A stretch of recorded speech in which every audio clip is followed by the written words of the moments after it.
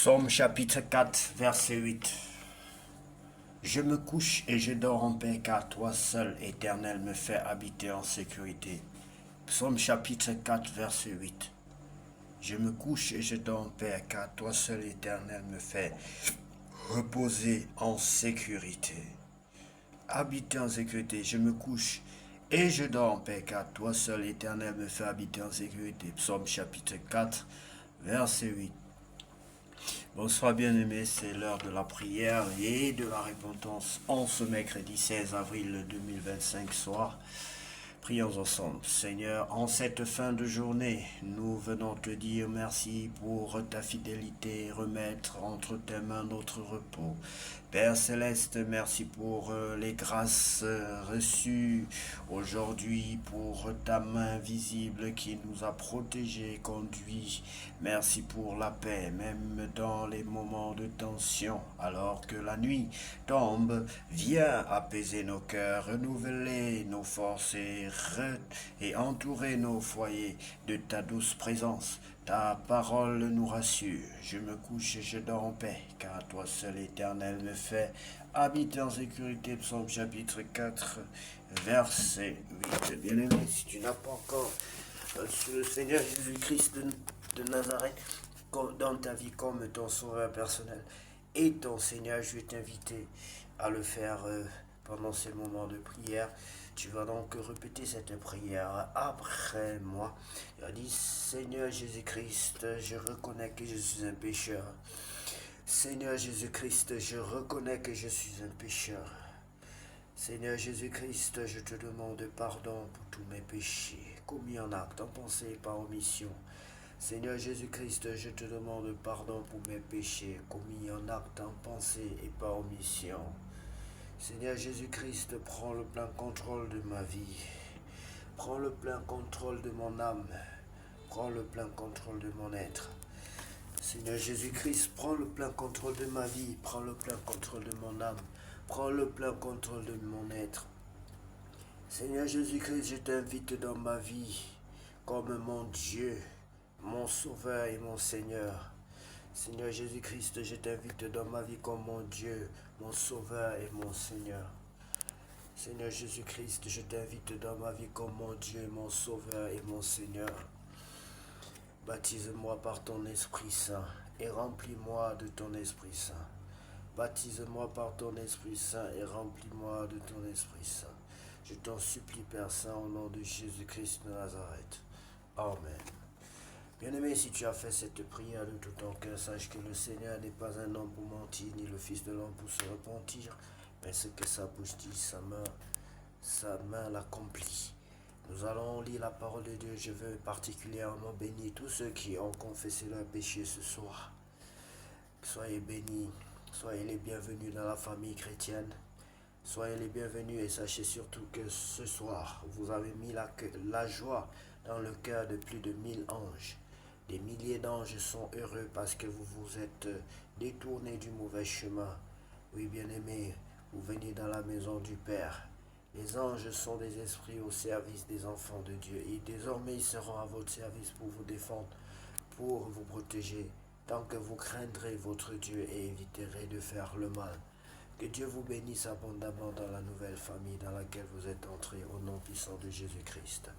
Vous devez demeurer en Christ par la méditation, en lisant la parole de Dieu, en priant chaque jour, à chaque instant, en partageant la communion fraternelle, en pratiquant la communion fraternelle avec vos frères et sœurs.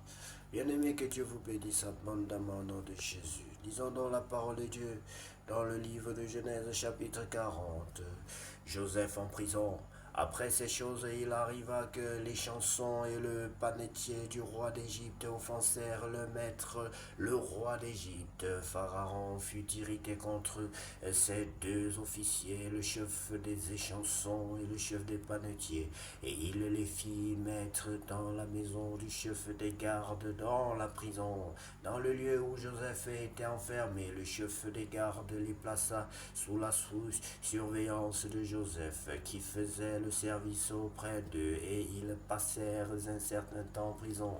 Pendant une même nuit, les chansons et le panetier du roi d'Égypte qui étaient enfermés dans la prison eurent tous les deux un songe, chacun le sien, pouvant recevoir une explication distincte. Joseph étant venu le matin vers eux, les regarda et voici, il était triste. Alors il questionna les officiers de Pharaon qui étaient avec lui dans la prison de son maître. Et il leur dit, pourquoi avez-vous mauvais visage aujourd'hui? Ils lui répondirent, nous avons eu un songe.